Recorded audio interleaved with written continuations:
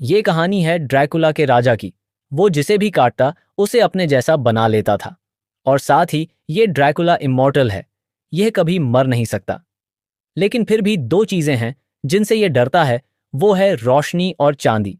चलिए समझते हैं आज की इस पूरी कहानी को, जिसका नाम है ड्रैकुला। कहानी की शुरुआत होते ही हमें वैन को दिखाया जाता है, जो कि अपनी एंटिक शॉप में बैठे थे।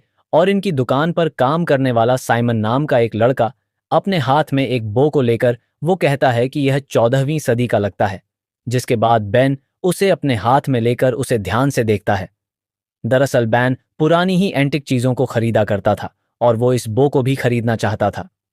अब इतने में ही यहाँ पर बैन की सेक्रेटरी लीना आकर बैन को कुछ जरूरी काम याद दिलाती है।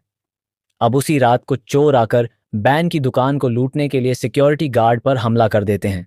दरअसल बैन की सेक्रेटरी लीना भी इन चोरों से मिली हुई थी।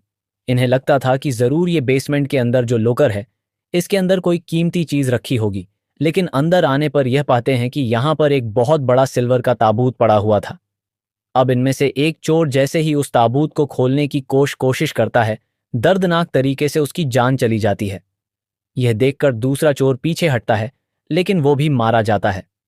दूसरी तरफ बेन को अपने ऑफिस में एक घंटी सुनाई देती है। बेन अपनी डेस्क में लगा एक बटन दबाता है और उसके सामने कई सारे हथियार खुलकर आ जाते हैं। और यहां से बैन एक गन और एक सिल्वर की बुलेट लेता है। वहीं दूसरी तरफ पीटर और साही एक दीवार पर बम लगाकर उसे उड़ा देते हैं। ये दोनों यहां से भागने वाले थे कि तभी इनका लीडर मार्क उठता है और कहता है कि जल्दी से ये ताबूत उठाओ।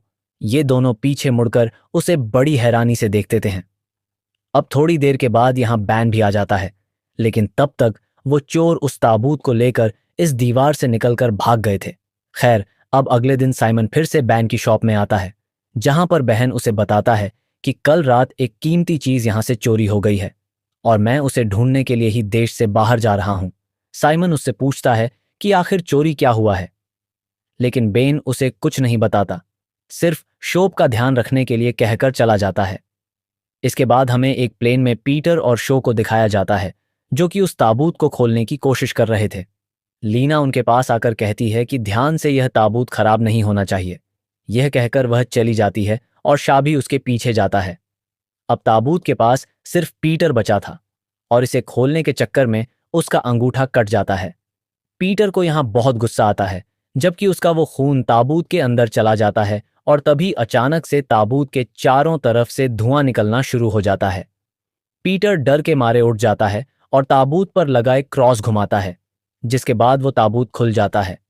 ताबूत के अंदर बहुत सारा धुआं था, जिसके अंदर कोई लेटा हुआ था और उसके ऊपर बहुत सारी जोके भी थी। पीटर उसे बड़ी ही ध्यान से देखता है और उसके सीने पर रखा क्रॉस उठा लेता है। पीटर को यह क्रॉस काफी कीमती लगता है। वो फिर से उस ताबूत को देखने लगता है और तभी अंदर पड़ा वो आदमी उसे पकड़ लेता है। वो आदमी खौफनाक था, उसके बड़े बड़े दांत थे। यह देखकर पीटर रोने लगता है। वो जोर से चीखता है। शाह को भी पीटर के चीखने की आवाज आ गई थी। वो उसे देखने के लिए आता है, लेकिन ताबूत के पास कोई नहीं था। शाह धीरे धीरे ताबूत के पास आता है और अब वो जैसे ही ताबूत खोलकर देखता है, उसके अंदर पीटर की लाश पड़ी थी। यह देखकर वो बहुत डर जाता है और तभी वो शैतान, वो ड्रैकुला आकर उसे पकड़ लेता है। अब शरा की चीख लीना और मार्क भी सुन लेते हैं। तभी प्लेन का आगे का दरवाजा टूटता है और उनके सामने आता है वो ड्रैकुला, यानी कि वैम्पायर्स का राजा। ड्रैकुला लीना को अपनी लाल आंखों से वश में करके उसे अपने पास बुलाता है। मार्क लीना को रोकता भी है कि ऐसा मत करो, लेकिन वो ड्रैकुला लीना को पकड़कर उसका खून पी लेता है।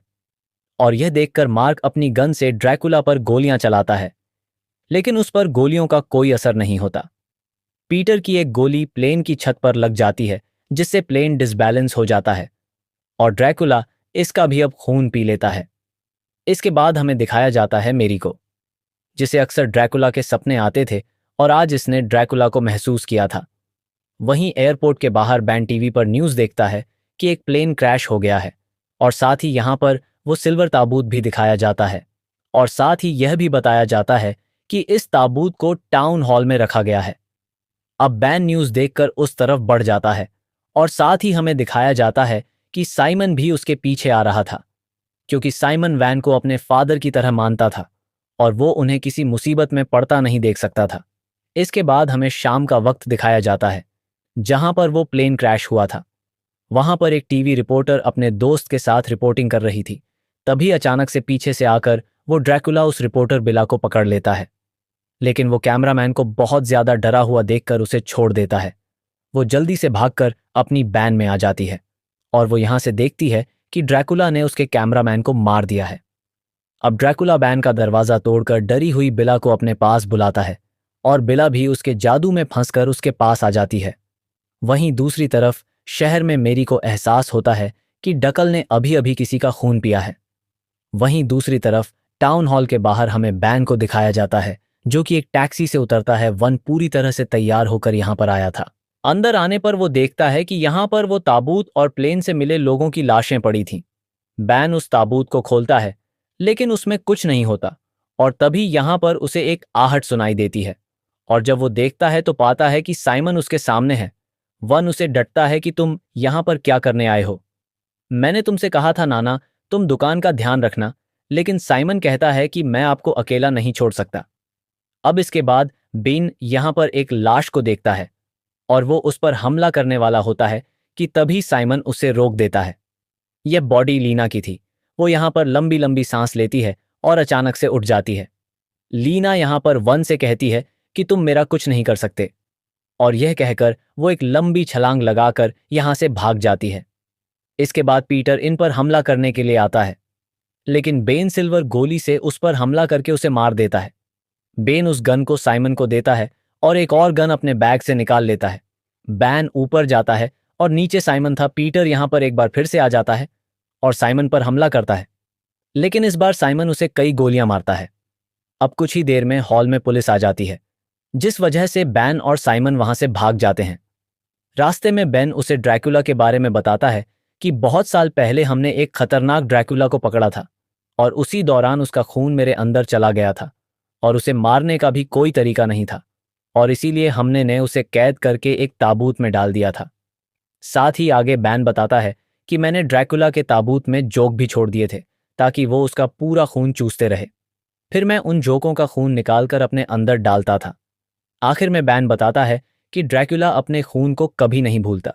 इसके बाद वो अपनी बेटी मैरी की तस्वीर उसे दिखाता है और इसके बाद हमें मैरी को दिखाया जाता है जो कि चर्च में अपने एक दोस्त को बताती है कि मेरे सपनों में बार बार ड्रैकुला आता है। डेविड उससे पूछता है कि आखिर वो चाहता क्या है, जिस पर मेरी कहती है कि वो मुझे चाहता है, मुझे लगता है शायद वो मेरी आत्मा चाहता है। इसके बाद वो ड्रैकुला उसी शॉप में आ जाता है जहां पर कि मेरी काम किया करती थी। मैरी की दोस्त लूसी भी, जो कि यहीं पर काम करती थी, ड्रैकुला से कहती है कि मैं आपकी क्या मदद करूं, जिस पर वो कहता है कि मुझे मेरी से मिलना है, जिस पर लूज कहती है कि मुझे नहीं पता वो कहाँ पर है, और इसके बाद डकला उसका हाथ पकड़कर उसे भी अपने वश में कर लेता है। लूसी उसे लेकर मैरी के घर आ जाती है, लेकिन मैरी यहाँ नहीं थी। दूसरी तरफ मैरी को दिखाया जाता है जो कि अपनी शॉप पर आ जाती है और यहाँ पर साइमन आकर उसे मिलता है। इसके बाद बैन भी मैरी के घर पहुंच चुका था, जहां पर ड्रैकुला उसे पकड़ लेता है क्योंकि वो यहां पर मैरी का इंतजार कर रहा था। इसके बाद वो उसे उठाकर एक शीशे पर फेंकता है। अब कुछ देर के बाद मैरी अपने घर पर आ जाती है और यहां आकर उसे बेडरूम में अपने फादर की लाश दिखती है, जिसे देखकर वो बहुत ज्यादा डर जाती है। और फिर मैरी के सामने वो ड्रैकुला आता है, जिसे देखकर वो डर के मारे भागने लगती है। अब वो ड्रैकुला भेड़िया बनकर उसका पीछा करने लगता है। मैरी जल्दी से भागकर घर के बाहर आ जाती है, जहां पर साइमन भी आ चुका था। वो भेड़िए की ही अवतार में इन पर हमला करता है, लेकिन साइमन उस पर गोली चला देता है, जिसके बाद ड्रैकुला पक्षियों में बदलकर यहां से भाग जाता है। इसके बाद साइमन और मैरी एक चर्च में आते हैं। साइमन मैरी से कहता है कि तुम्हारे फादर के अंदर ड्रैकुला का खून था और इसीलिए तुम्हारे अंदर भी उसी का खून है, और अब मैरी भी समझ जाती है कि वो इसीलिए ड्रैकुला को महसूस करती है। इसके बाद साइमन मैरी को एक एनसेट क्रॉस देता है। इसके बाद वो यहाँ पर बहुत पुरानी किताबों को पढ़ते हैं, जिनसे इन्हें पता लगता है कि ड्रैकुला की सिर्फ कमजोरी सिल्वर ही है, लेकिन तभी यहाँ पर वो ड्रैकुला आ जाता है। अब साइमन उस पर हमला करता है, लेकिन वो ड्रैकुला उसे उठाकर फेंक देता है। अब इसके बाद साइमन जल्दी से बाइबल उठाकर ड्रैकुला को दिखाने लगता है। ड्रैकुला कहता है कि मुझ पर इसका कोई असर नहीं होता। अब मौका देखकर मेरी यहाँ से भागने लगती है और ड्रैकुला साइमन की तरफ बढ़ता है, लेकिन तभी यहाँ पर साइमन बाइबल खोलता है, जिससे ड्रैकुला थोड़ा धीमा हो जाता है और इसके बाद साइमन जल्दी से गन उठाता है। लेकिन तब तक वो ड्रैकुला यहाँ से भाग गया था। वहीं मैरी को दिखाया जाता है, जो कि चर्च के कब्रिस्तान में भाग रही थी, और उसके पीछे वो ड्रैकुला पड़ा हुआ था। अब साइमन भी मैरी को ढूंढते हुए यहाँ पर आ जाता है। अब मैरी एक टूटी हुई दीवार में छिप जाती है, जहां पर उसके हाथ में चोट लग जाती है, लेकिन ड्रैकुला उसे ढूंढकर बाहर निकाल देता है। ड्रैकुला मैरी से कहता है कि तुम मेरी जैसी हो, तुम मेरी अपनी हो। लेकिन मैरी कहती है नहीं, मैं तुम्हारे जैसी नहीं हूं। बातों के दौरान यहाँ पर साइमन आ जाता है, इसीलिए ड्रैकुला मैरी को लेकर यहाँ से गायब हो जाता है। अब साइमन मैरी को ढूंढने लगता है, लेकिन तभी उसके सामने वो 3 वैम्पायर लड़कियां लूसी, बिला और लीना जाती हैं। वो यहाँ आकर साइमन को पकड़ लेती हैं, और वो इसका खून पीने ही वाली थी कि तभी साइमन उस क्रॉस को बिला के सीने पर मारता है, जिससे बिला नीचे गिर जाती है, और लीना तभी अचानक से साइमन पर हमला कर देती है। अब एक छत पर जाने के बाद ड्रैकुला मैरी को काटता है ताकि वो उसके जैसी बन जाए। फिर ड्रैकुला उसे बताता है कि मेरा नाम जोर्ड अस था और मैंने चांदी के सिक्कों के लिए जीसस को धोखा दिया था। लेकिन जब जीसस को सूली पर चढ़ाया गया, तब मुझे अपनी गलती का एहसास हुआ। मैंने खुद को मारने की कोशिश की, लेकिन ईश्वर ने मुझे श्राप दिया कि मैं सारी जिंदगी ड्रैकुला बनकर अमर रहूंगा और मेरी कमजोरी चांदी होगी। अब मैरी और ड्रैकुला एक हो चुके थे, और इसके बाद इनके सामने साइमन को लाया जाता है। ड्रैकुला मैरी से कहता है कि हमने इसे तुम्हारे लिए रखा है, जिसके बाद मैरी उसके पास आती है। वह अपने बड़े दांत निकालकर साइमन का खून पी लेती है। इसके बाद वो सिल्वर के चाकू से उसकी गर्दन लेना चाहती थी। तभी लूसी की नज़र साइमन के जख्म पर पड़ती है। लूसी ड्रैकुला से कहती है कि इसने इसे नहीं काटा, लेकिन तभी मैरी उसका गला काट देती है, और साथ ही वो ड्रैकुला पर भी हमला कर देती है, और साइमन लीना पर हमला करता है। लेकिन ड्रैकुला अभी भी बच जाता है। अब एक तरफ साइमन और लीना लड़ रहे थे, वहीं दूसरी तरफ मैरी और ड्रैकुला लड़ रहे थे। ड्रैकुला मैरी से कहता है, तुम जानती हो ना, मैं अमर हूं, मैं मर नहीं सकता। अब दूसरी तरफ साइमन लीना को भी मार देता है, और दूसरी तरफ मैरी ड्रैकुला के गले में रस्सी डालकर बिल्डिंग से नीचे जंप कर देती है, और वो मैरी से अपना श्राप वापस ले लेता है। तभी सुबह हो जाती है और सूरज निकल आता है, और ड्रैकुला सूरज की रोशनी से जलकर मारा जाता है। दरअसल ड्रैकुला ने मैरी को मरता देख अपनी गलती मान ली थी, इसीलिए गॉड ने भी उसे आज़ाद कर दिया था।